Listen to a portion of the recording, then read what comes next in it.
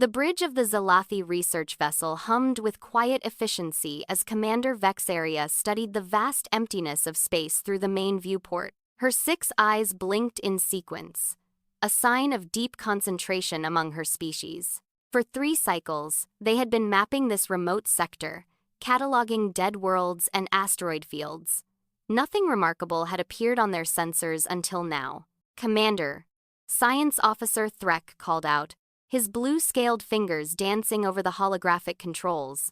"I'm detecting an artificial signature approximately 40,000 units ahead. The energy readings are unusual." Vexaria turned, her elongated body gracefully moving across the bridge.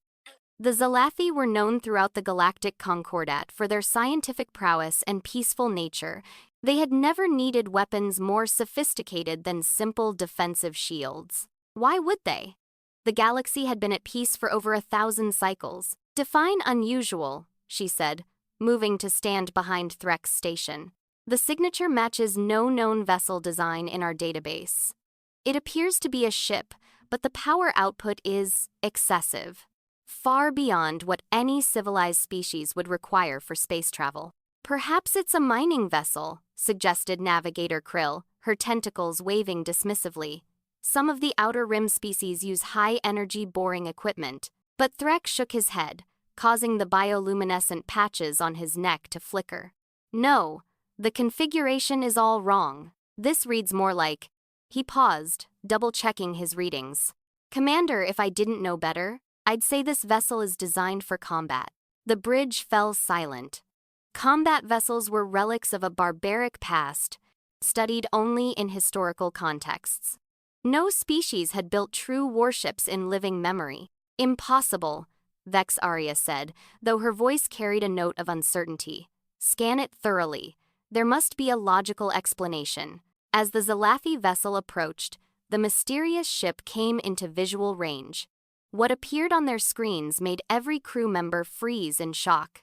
The human warship DNS Prometheus hung in space like a predator waiting to strike. Its hull was not the smooth, elegant curves favored by civilized species, but a brutal assembly of angular armor plates, weapons ports, and sensor arrays. The ship was painted in a matte black that seemed to absorb light, making it nearly invisible against the cosmic void. Only the occasional glint of starlight on its edges revealed its true massive size. "By the Ancient Ones," whispered Threk. "The hull composition. I'm reading layered composite materials of incredible density. Some of these alloys aren't even in our scientific journals. The armor alone must be. Commander, this vessel is built to withstand direct antimatter impacts." "That's absurd," Krill interjected. "Why would anyone need such protection? Who would attack them?" Vexaria's minds raced. The Zalathi had 3 brains working in harmony, allowing them to process multiple thought streams simultaneously. Each one was reaching the same disturbing conclusion. "Begin deep scans. I want to know everything about this vessel." The scanning beam reached out from the Zalathi ship, penetrating the mysterious vessel's hull. What they discovered defied everything they believed about civilized spacefaring species. The first thing that struck them was the crew complement. Where a Zalathi vessel of similar size would house perhaps 50 individuals in spacious, comfortable quarters, this ship contained over 300 beings in compact, utilitarian spaces. But it wasn't just the quantity that disturbed them. It was how these beings were organized. "They're structured in a rigid hierarchy," Threk reported, his voice trembling. "Different colored uniforms denoting rank and function. They move with coordinated precision, like components of a larger machine." And "Commander, they're running combat drills." The holographic display showed human crew members moving through the ship's corridors with practiced efficiency. In one section, beings in armored suits were practicing boarding procedures. In another, teams were responding to simulated hull breaches. Everything about their movements spoke of intensive training and preparation for violence. "Look at their physiology," the medical officer, Dr. Yixon, said as she joined them. Her feathered crest was flat against her head, a sign of extreme distress. Bipedal, high muscle density, forward-facing predator eyes for depth perception, hands capable of forming fists, a purely offensive adaptation. Their skeletal structure is reinforced for impact. These beings evolved as apex predators, but the true horror was yet to come. Commander. Threk's voice was barely a whisper. I'm scanning their weapons systems. What I'm seeing, it shouldn't exist. The main screen filled with technical readouts that made no sense to minds accustomed to peace. The human warship bristled with offensive capabilities that seemed pulled from nightmares. Kinetic weapons capable of accelerating projectiles to significant fractions of light speed. Directed energy weapons that could vaporize asteroids. Missile systems loaded with warheads that split into multiple independent targeting vehicles. They have weapons designed to counter other weapons. Threk continued, his voice rising in panic. Defensive weapons to destroy incoming projectiles. Electronic warfare suites to blind enemy sensors. And these tubes along the hull, Commander, they're designed to launch small attack craft. This ship carries its own fleet of combat vessels within it. The medical officer was studying the human crew more closely. Their psychology is even more disturbing. Look at their faces during these drills. They show signs of enjoyment. They're not reluctantly preparing for defensive scenarios. They actively train for offensive operations. Some are even smiling. Perhaps we're misinterpreting, Vexaria said, though she didn't believe her own words. They could be a rescue vessel, prepared for dangerous situations. But then Threk found the ship's historical database, and any hope of benign explanation evaporated.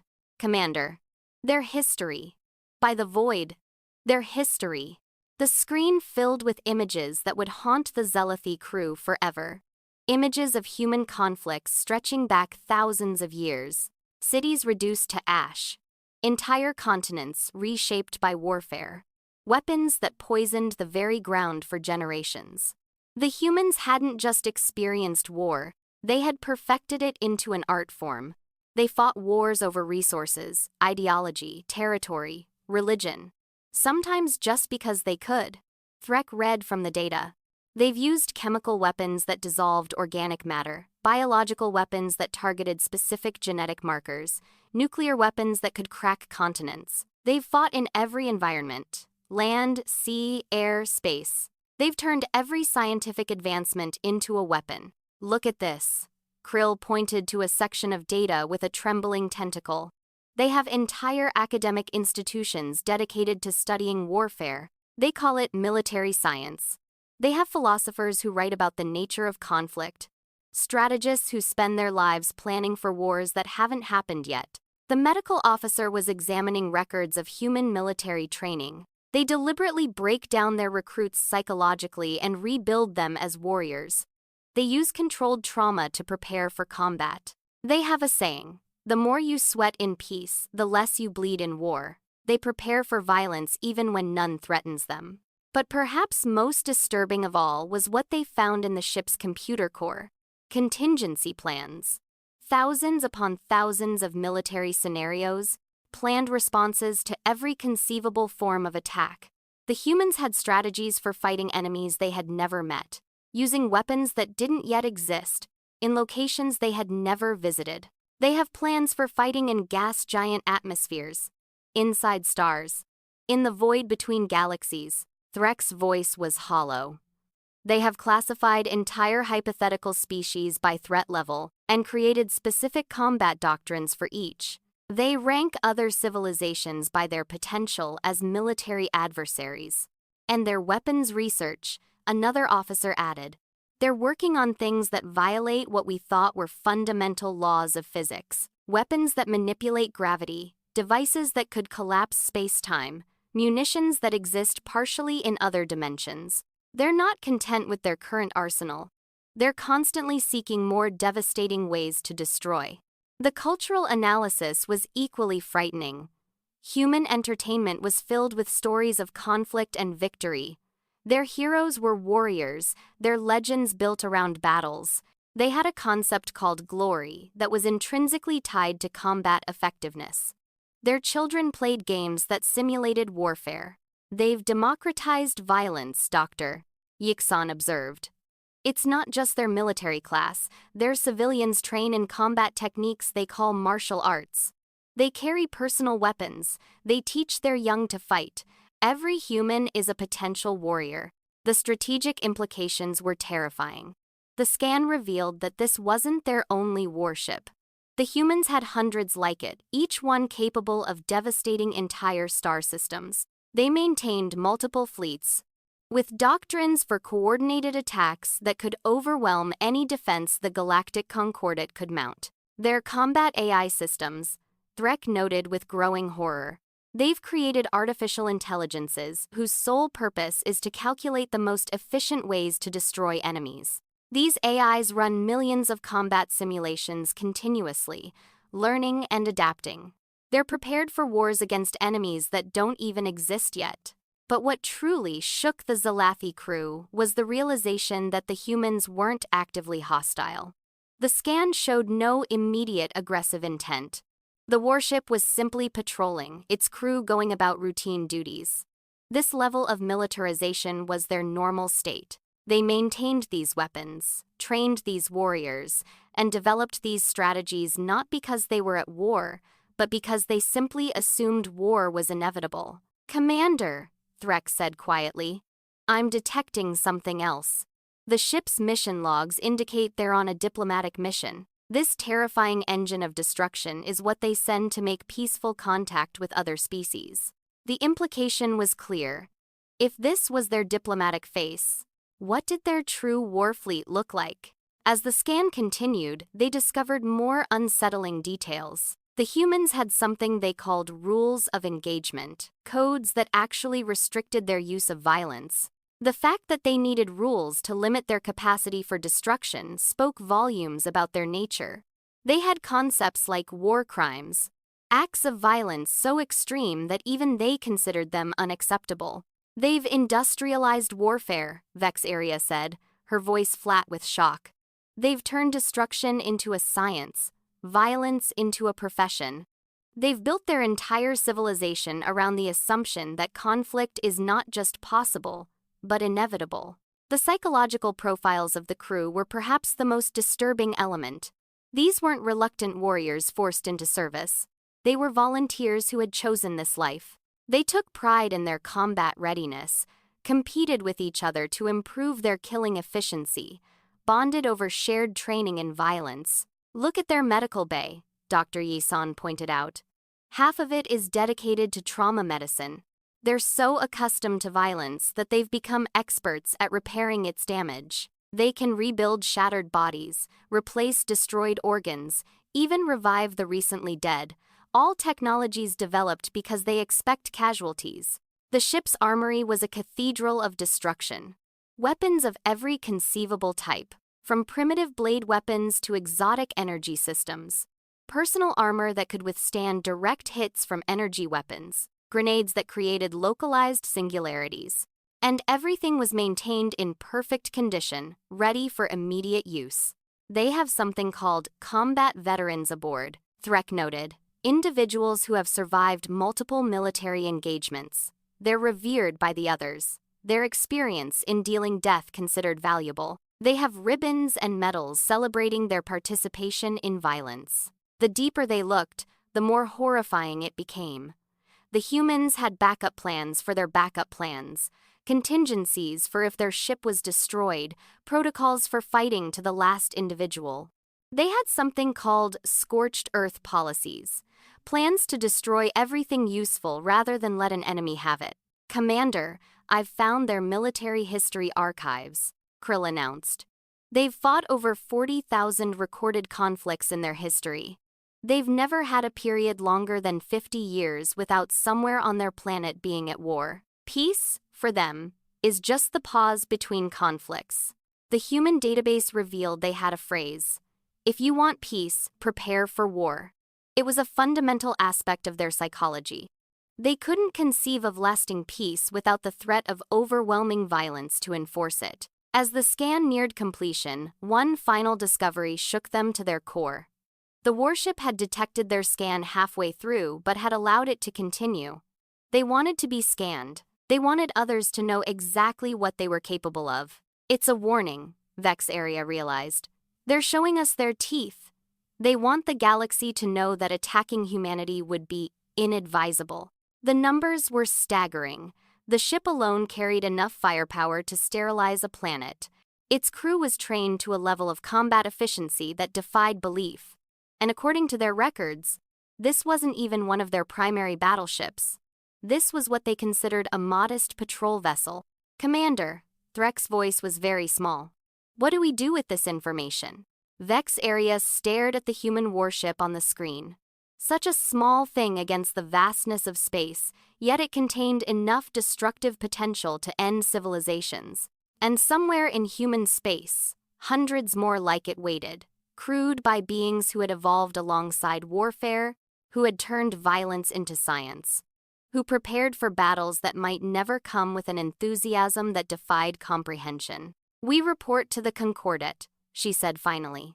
They need to know that we've discovered a species that has turned warfare into their primary evolutionary advantage. A species that doesn't just prepare for war, but seems to thrive on it. As the Zalathi vessel quietly departed, leaving the human warship to continue its patrol, every crew member carried the same thought. They had discovered something that shouldn't exist in a civilized galaxy. A species that had looked at the vast, peaceful universe and decided the appropriate response was to arm themselves with enough firepower to destroy it. The humans were out there, with their predator eyes and their warrior culture, their contingency plans and their combat doctrines. They were waiting, preparing, always preparing for the war they seemed to believe was inevitable. And perhaps most terrifying of all was the possibility that they might be right. The Grand Assembly Hall of the Galactic Concordat stretched upward for nearly a kilometer, its crystalline walls catching and refracting the light from 1,000 different star systems. Representatives from over 300 civilized species had gathered for an emergency session, something that hadn't happened in over 2 centuries. The atmospheric generators worked overtime to maintain the delicate balance of gases that allowed such diverse beings to coexist in one space. High Chancellor Axiom Prime, a being of pure energy contained within a geometric lattice, pulsed with agitation as the Zalathi report was transmitted directly into the consciousness of every delegate present. The reaction was immediate and visceral. Gasps, chirps, ultrasonic whistles, and color changes rippled through the assembly as each species expressed shock in their own way. Order! Axiom Prime's harmonics resonated through the hall. I understand your distress, but we must approach this discovery with logic and careful consideration. Ambassador Yilvesh of the Etherian Collective, beings who had evolved beyond physical form millennia ago, manifested a shimmering avatar to speak.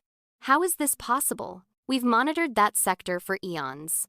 How did such a violent species achieve spaceflight without our knowledge? The Zalathi representative, senior scientist Hex, stood to address the assembly. The humans developed in a remote system, far from our usual trading routes. Their radio emissions were mistaken for stellar phenomena.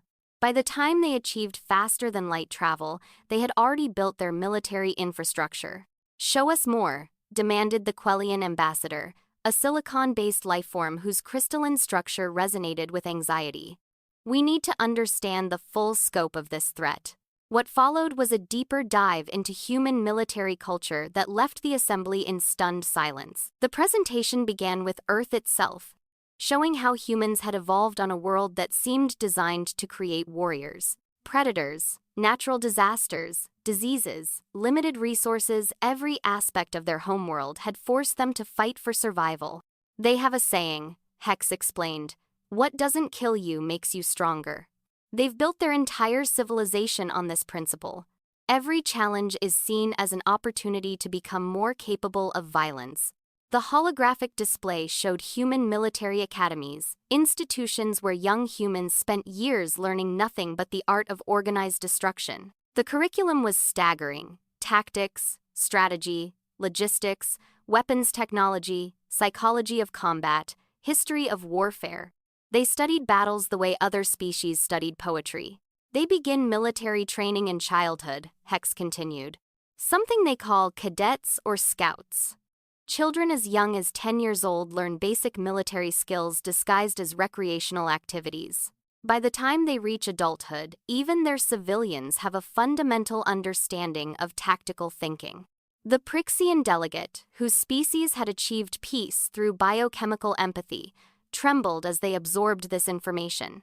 But surely this is an aberration? Perhaps only a small warrior caste maintains these practices. No, Hex's bioluminescent patches pulsed with distress. Our scans indicate that military service is considered honorable across their entire society. They have holidays celebrating military victories, monuments to fallen warriors in every population center. Their leaders often have military backgrounds. Warrior culture is woven into the very fabric of their civilization. The presentation shifted to show human military technology development.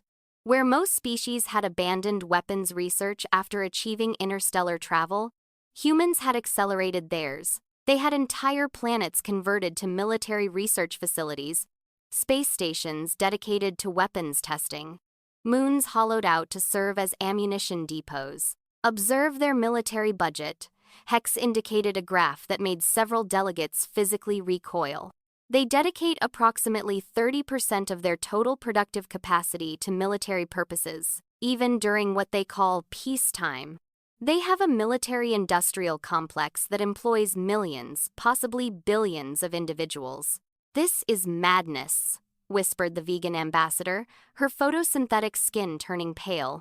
"Our entire confederation spends less on asteroid defense than they spend on weapons research in a single cycle." But the true horror was revealed when Hex showed them intercepted human military communications.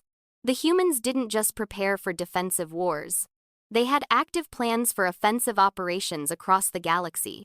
They had already identified strategic choke points in hyperspace lanes, calculated the defensive capabilities of major concordate worlds, and developed specific attack strategies for each. They have a doctrine called total war, Hex explained, his voice heavy with dread. The complete mobilization of all resources toward military victory. They have plans to convert their entire civilian infrastructure to military production within days. Cargo ships become troop transports, mining vessels become siege platforms. Even their entertainment networks are designed to shift to propaganda distribution. The assembly watched in horror as simulations showed human military exercises. Entire fleets working in perfect coordination, practicing maneuvers that the Concordat had only seen in historical archives from the Savage Ages. Formations designed to maximize firepower while minimizing vulnerability, tactics that assumed the enemy would fight back just as viciously. They have something called special forces, Hex added. Elite warriors trained beyond even their normal military. These individuals can operate alone behind enemy lines, sabotaging infrastructure, assassinating leadership, spreading terror. They're trained to survive in any environment, use any weapon, kill with their bare hands if necessary. Ambassador Threek of the Cephalon Deep asked the question everyone was thinking. Have they made contact with any other species? Yes, Hex replied. We've discovered they've had peaceful contact with 17 species in their local cluster. But here's what's truly disturbing. They've classified each of these species by military threat level. Even their allies are constantly evaluated for combat potential. The data revealed humanity's first contact protocols, and they were illuminating. Every human diplomatic mission included military observers. Every peaceful gesture was backed by implicit threat. They offered trade and friendship, but their warships were always nearby, a silent reminder of what would happen if negotiations failed. They have a concept called gunboat diplomacy, Hex explained. Using the threat of military force to achieve diplomatic goals, they see no contradiction between seeking peace and preparing for war. In their minds, they're the same thing. The presentation moved to human military culture, and this perhaps was the most alien aspect of all. War wasn't just a profession for them, it was an art form. They had warrior poets who composed epic verses about battles, artists who painted scenes of combat, musicians who created symphonies inspired by the sound of warfare. They have entire genres of entertainment dedicated to war. Hex showed examples that made the assembly squirm. interactive simulations where individuals can experience combat without danger, stories where military heroes save their species through violence. They've gamified warfare to the point where their children grow up thinking it's noble and exciting. The collective of minds, a hive consciousness that had achieved perfect internal harmony, found this incomprehensible. How can they function as a society? Surely such violence-prone individuals would destroy each other. That's just it, Hex replied. They've channeled their violent tendencies into organized structures. They have strict hierarchies, codes of conduct, laws of war. They've turned their capacity for violence into a tool of state policy. They don't fight each other anymore. They're united in their readiness to fight everyone else. The biological data was equally disturbing. Humans could survive injuries that would kill most species. They could function on minimal sleep for extended periods.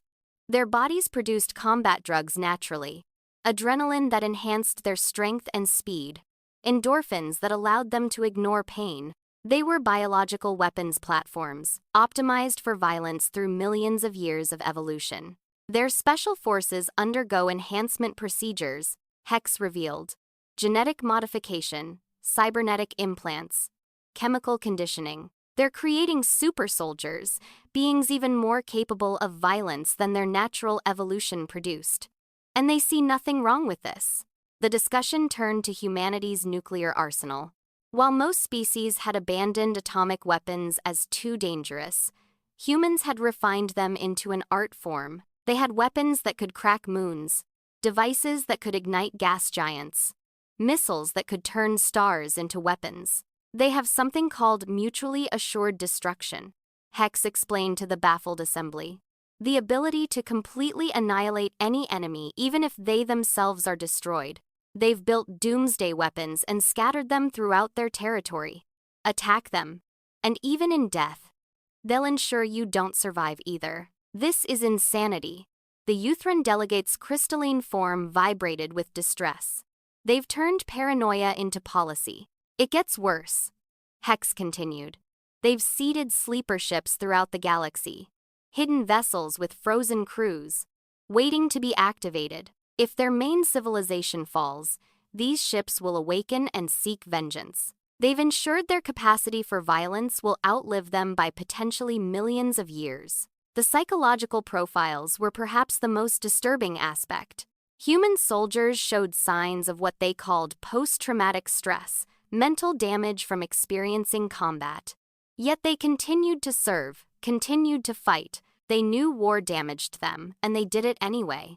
They have medals for being wounded in combat. Hex showed images that confused the peaceful assembly. They celebrate injury in service of violence. Scars are worn with pride. Missing limbs are replaced with weapons. They've turned the consequences of violence into honors. The assembly learned about human military traditions. Units that traced their history back thousands of years, carrying battle honors from conflicts no one else remembered. Rituals performed before combat, oaths sworn to die rather than surrender. They had turned warfare into a religion, complete with saints, martyrs, and holy relics. Their military technology sharing is particularly frightening, Hex noted. They don't keep military innovations secret from each other. Different human nations share weapons technology, train together, develop joint doctrines. They're not preparing to fight each other anymore. They're preparing to fight the universe. The human approach to logistics was a masterclass in organized destruction. They had supply chains that could support million-soldier armies across galactic distances, automated factories that could produce weapons indefinitely, strategic reserves hidden throughout their space, enough to fight wars for centuries without new production. They have a saying, amateurs talk tactics, professionals talk logistics, Hex explained. They've recognized that the ability to sustain violence is as important as the ability to inflict it. They've built their entire infrastructure around the assumption of prolonged conflict. The intelligence apparatus was equally sophisticated. Human military intelligence operated networks throughout known space, gathering information on every species, every planet, every possible threat. They had contingency plans for betrayal by their allies, strategies for fighting multiple enemies simultaneously, protocols for warfare in dimensions they hadn't even discovered yet. They've weaponized information itself. Hex showed examples of human psychological warfare. Propaganda designed to demoralize enemies, false intelligence to mislead opponents, cultural weapons that attack the mind rather than the body. They don't just prepare to destroy their enemies physically, they prepare to break them mentally first. The presentation revealed humanity's space fleet in its full, terrifying glory. Thousands of warships, from small patrol craft to massive dreadnoughts that dwarfed space stations, each one crewed by beings who had trained their entire lives for combat, commanded by officers who studied nothing but the art of void warfare. Their fleet exercises are illuminating. Hex displayed tactical data that made the military observers in the assembly pale. They practice scenarios we've never even conceived. Fighting in nebulas, using black holes as weapons, combat in hyperspace itself. They're not content to master conventional warfare. They're inventing new forms of it. The human concept of combined arms was particularly alien to the peaceful assembly. They didn't just have space fleets. They had ground forces trained to take and hold planets, atmospheric fighters for air superiority, submarine forces for oceanic worlds. Every possible combat environment had specialized forces trained to dominate it. They can deploy millions of ground troops within days. Hex showed the terrifying efficiency of human military transportation. Entire armies with vehicles, weapons, supplies. They've practicing invasions of worlds they've never seen, against enemies they've never met. They prepare for every possible form of warfare. But perhaps most disturbing was what the humans called their warrior ethos. It wasn't enough to be capable of violence. They had to believe in it. Human soldiers were indoctrinated with codes that placed victory above survival, mission above self, honor above life. They had created a culture where dying in battle was preferable to living in defeat. They trained their soldiers to embrace death. Hex's voice was hollow. They have rituals for fallen warriors, ceremonies that make death in combat seem glorious. They've convinced their warriors that dying for their species is the highest honor possible. The assembly sat in stunned silence as the full scope of human militarization sank in. This wasn't a species that had military forces. This was a military force that had evolved into a species. Every aspect of their culture, their technology, their biology, was oriented toward warfare. What do they want? Asked the eternal speaker of the Void Wanderers. What could drive a species to such extremes? According to their own statements, Hex replied, they want peace. They claim all of this is defensive, to protect themselves and their allies. They say they prepare for war so thoroughly to prevent it from happening. That's a contradiction, protested the luminous delegate. Not to them, Hex explained. They have another saying. The best defense is a good offense. They believe that by being so overwhelmingly powerful, no one will dare attack them. They've built the most powerful military in galactic history because they claim they don't want to use it. The final part of the presentation was perhaps the most chilling. Human contingency planning extended beyond conventional warfare. They had plans for fighting gods, should any exist, strategies for combating time travelers, parallel universe invaders, machine rebellions, psychic overlords. They had military responses for scenarios that violated the known laws of physics. They're not just preparing for wars that might happen. Hex concluded, they're preparing for wars that can't happen, that shouldn't be possible. They've militarized their imagination itself. As the presentation ended, the Grand Assembly fell into worried murmurs. 300 species, representing trillions of beings, all face the same terrible question. What do you do when you discover a species that has turned warfare into the foundation of their existence? We could attempt containment, suggested one delegate. Isolate them in their region of space. With what? Another replied. Did you see their fleet strength, their technology? We'd need to militarize our entire concordat just to match a fraction of their power, and we'd be novices fighting masters. Perhaps we could offer them something, the Traitor Coalition suggested. Resources, technology, territory. Appease their warrior nature. Appease them with what? Hex asked. They already have plans to take whatever they want. The only reason they haven't is their own internal ethics. We exist at their sufferance. High Chancellor Axiom Prime pulsed for attention. There is another option. We could attempt genuine alliance. If they truly want peace, as they claim, perhaps we can work with them. Alliance with such beings? The peaceful collective recoiled at the thought. They're antithetical to everything we represent. And yet, Axiom Prime continued, they haven't attacked us. Despite having the ability to conquer the galaxy, they engage in diplomacy. Perhaps their contradiction, preparing for war to maintain peace, has merit we don't understand. The debate raged for hours. Some wanted to flee, to evacuate Concordate space before the humans decided to expand. Others wanted to unite against the threat, to form their own military forces. Still others advocated for diplomatic engagement, to try to understand these impossible beings. But through all the debate, one fact remained unassailable. The humans were out there, armed with weapons beyond imagination, trained for wars beyond conception, ready for threats beyond possibility. They were the antibody of a violent universe, evolved to meet horror with greater horror, prepared to face any threat with overwhelming force. And they were waiting, always waiting, for the war they seemed certain would come. The session ended without resolution, but with a new understanding. The galaxy was no longer the safe, peaceful place they had believed.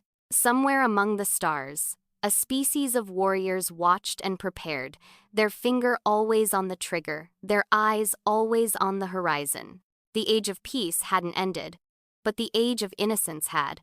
6 months after the Grand Assembly's emergency session, the galaxy held its breath in an uneasy peace. Some species had begun tentative diplomatic overtures to humanity, while others fortified their borders against the potential threat. The debate about how to handle the warrior species continued endlessly in council chambers and academic institutions across known space. Ambassador Vex Aria, recently promoted after her discovery of the human warship, found herself leading the Zealothi diplomatic mission to Earth. The journey to humanity's homeworld took her through human-controlled space, and what she saw there defied her expectations. Human colonies weren't military fortresses but thriving civilian centers.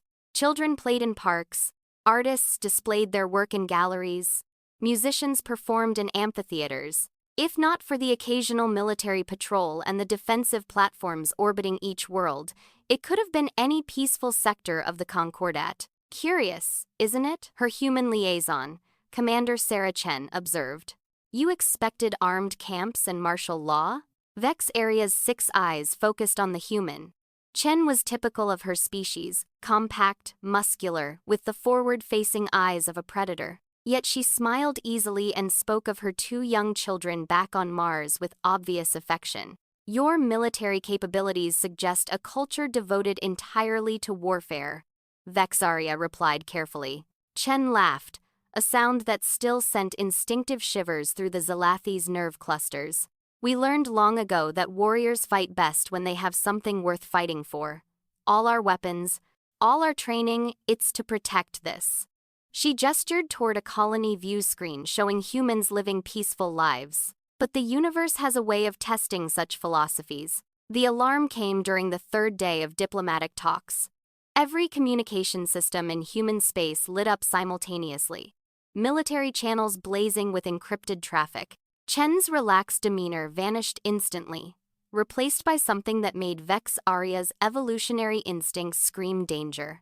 What's happening? Vex Aria asked. Chen was already moving, her hand touching the communication device in her ear. Long-range sensors have detected a massive incursion at the galactic rim. Unknown configuration, but hostile intent confirmed. They're attacking everything in their path. The diplomatic meeting transformed into a military command center within minutes. Holographic displays materialized, showing the threat, a vast fleet of vessels unlike anything in Concordat databases. They moved through space like a plague, consuming entire star systems, leaving nothing but dead worlds in their wake. The Devourers, Chen breathed, her face pale. They actually exist. Devourers? Vex Aria questioned. Old human military intelligence. Rumors and ghost signals from beyond our galaxy. We theorized about extragalactic threats, civilizations that consumed entire galaxies before moving on. We hoped we were wrong. The data was horrifying. The Devourer fleet numbered in the millions, each vessel a harvesting platform designed to strip mine entire worlds. They communicated through no known channels, accepted no diplomatic overtures, and attacked with ruthless efficiency. 3 concordate species on the rim had already gone extinct in the first hours of the invasion. "We need to evacuate," Vexaria said. "Alert the concordate. Begin refugee operations." "No." Chen's voice carried absolute certainty. "We stop them here." "That's impossible. Did you see their numbers? Even your military can't." Chen smiled, but it wasn't the warm expression from earlier. This was something ancient, something that belonged in humanity's violent past. "Would you like to know a secret, Ambassador? The real reason we maintain such a massive military?" Before Vexaria could respond, Chen activated a classified command protocol. Across human space, a transformation began that revealed the true depth of human military planning. Hidden fleets powered up in dead systems where they had waited in silent readiness. Moon-sized battle stations shed their civilian disguises. Entire asteroids revealed themselves as camouflaged weapons platforms. The peaceful colonies Vexaria had observed began underground evacuations as surface structures retracted to reveal military installations. "Condition Omega," Chen announced to her staff. All limitations lifted. Authorization: Chen, Sarah, Commander. Authentication: humanity endures. The numbers were staggering.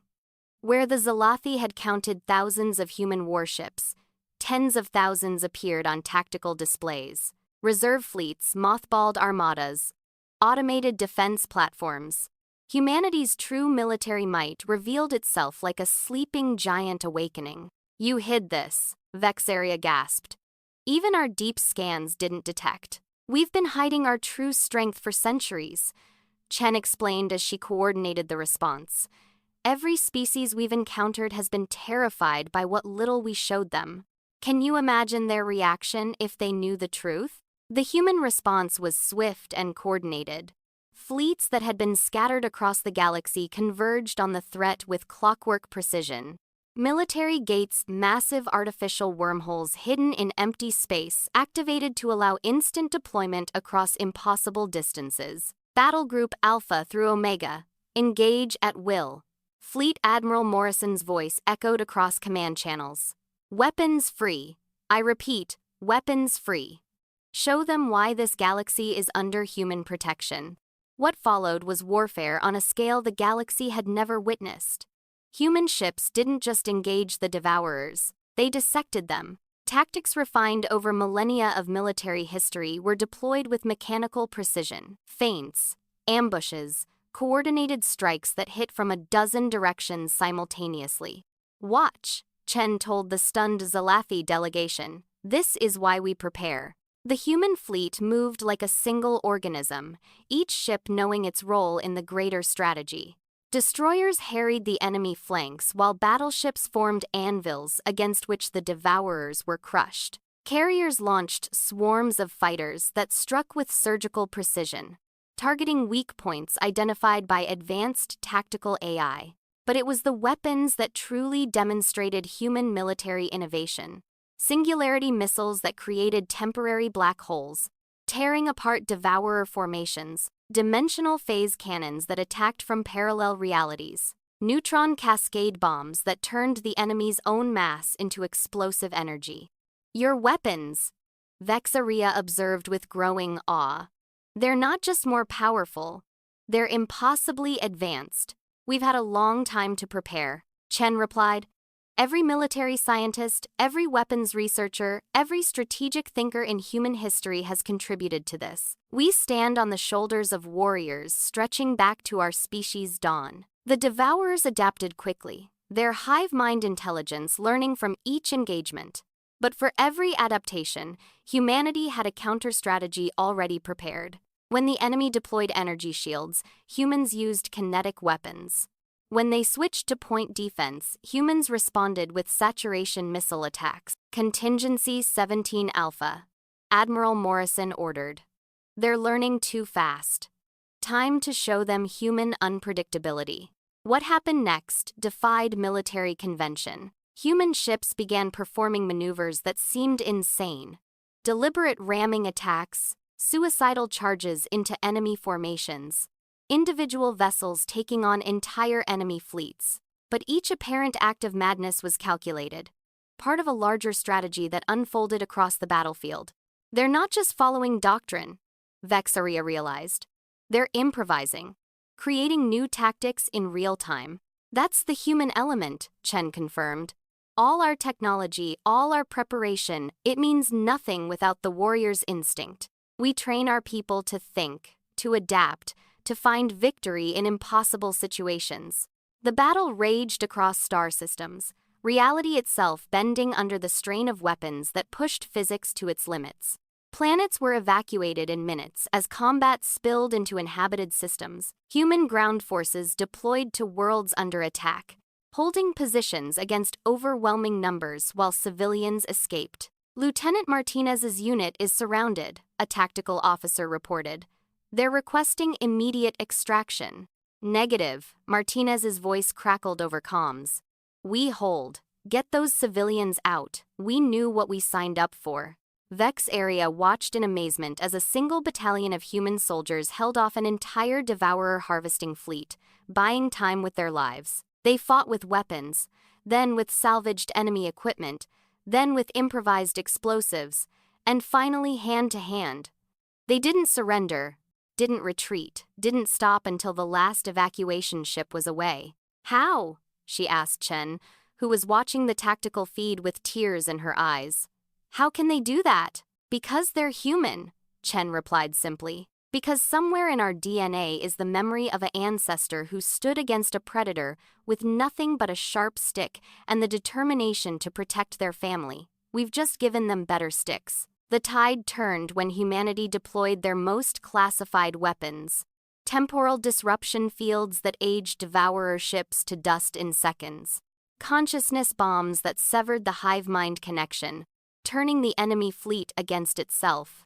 Reality anchors that prevented the devourers from using their own exotic technologies. You had weapons to fight gods, Vexaria breathed. Your impossible contingencies, they were real. We learned early that the universe is vast and hostile, Chen explained. We couldn't know what threats we'd face, so we prepared for everything.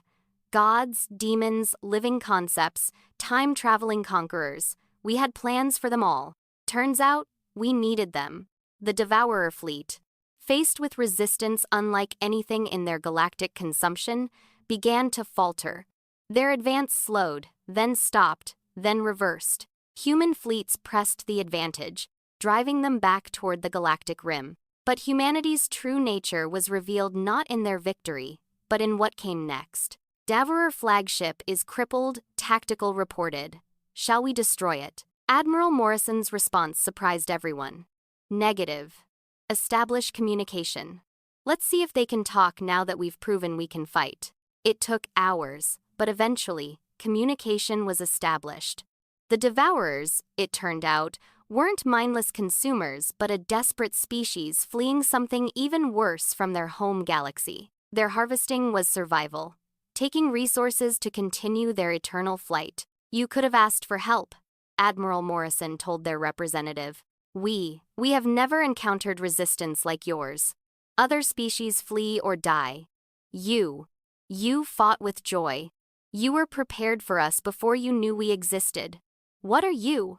We're human, Morrison replied. And now that we've established you can be stopped, let's discuss alternatives to consuming inhabited worlds.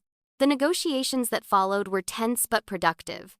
Humanity offered uninhabited systems for harvesting, protection from whatever pursued the Devourers, and even military aid if needed. In exchange, the Devourers would cease attacking inhabited worlds and share their extragalactic intelligence. You're helping them? Vexaria couldn't hide her shock. After they destroyed 3 species? The strong protect the weak, Chen said. That's another human warrior tradition. We prepare for war not because we love fighting, but because sometimes you have to fight to protect those who can't. Now that we've proven our strength, we can afford mercy. The aftermath reshaped galactic politics completely. The Concordat, having witnessed humanity's true military power, no longer debated containment or appeasement. Instead, they asked for protection agreements. Species that had been terrified of human militarism now understood its purpose. "You've been galactic guardians all along," the High Chancellor said during the formal ceremony establishing the Human Concordat Defense Alliance, preparing to defend against threats we couldn't even imagine. Admiral Morrison, now recognized as the supreme military commander of Allied forces, responded with characteristic human directness. "Every species evolves to fill a niche. Yours evolved for peace, science, art, philosophy. Ours evolved for war. But war in service of protecting civilization is the highest honor a warrior can achieve." The integration wasn't without challenges. Human military advisors had to carefully introduce other species to concepts they found abhorrent. The idea of acceptable casualties, strategic sacrifice, the mathematics of war, these were alien concepts to beings who had known only peace. "Start with basic tactical theory," Chen advised a Zealoty officer attempting to create their first military force. "Work up to strategic bombing later. Much later." But gradually, the galaxy adapted to its new reality. Human military academies opened their doors to other species, teaching modified versions of their warrior arts. Joint fleets patrolled the galactic borders, watching for new threats. The peaceful species provided technology, resources, and cultural expertise, while humanity provided the shield that let civilization flourish. "There's something poetic about it," Vex Arya mused during a quiet moment with Chen. They stood on the observation deck of a joint command station, watching human and alien vessels train together. "The most violent species becoming protectors of peace. Not in spite of our violence," Chen corrected, "because of it. We know war intimately, personally. We've seen what it costs, felt its weight. Who better to ensure it doesn't happen needlessly?" The Devourers, now allies, shared intelligence about other extragalactic threats. The universe, it seemed, was far more dangerous than even humanity had imagined. But where once this news would have terrified the Concordat, now it only strengthened their resolve. "Let them come," a young Prixian officer said, wearing the insignia of the joint forces. "We have humans." Chen smiled at that, but Vex Arya caught something deeper in her expression. "What is it?" "Just thinking about an old human saying, 'If you want peace, prepare for war.' We spent so long preparing. We forgot the second part, that the preparation was always meant to preserve peace, not just win wars. The galaxy had learned the truth about humanity. They were indeed the most militarily powerful species in known space, armed with weapons that defied comprehension and trained in warfare beyond imagination. But they were also protectors, guardians who had appointed themselves defenders of those who couldn't defend themselves. In the end, the most terrifying thing about humanity wasn't their capacity for violence. It was their willingness to be violent so others didn't have to be. They had evolved on a harsh world that taught them the price of weakness, and they had decided no other species should have to pay that price. The warrior species had found their purpose, not as conquerors but as shepherds. And under their protection, the galaxy entered a new age, still peaceful, but no longer defenseless. The wolves had become sheepdogs, and the flock could graze in safety. But the humans never stopped preparing, never stopped training, never stopped watching the dark between the stars, because they knew, with the certainty born of millennia of warfare, that somewhere out there, new threats waited. And when those threats arrived, humanity would be ready. They always were.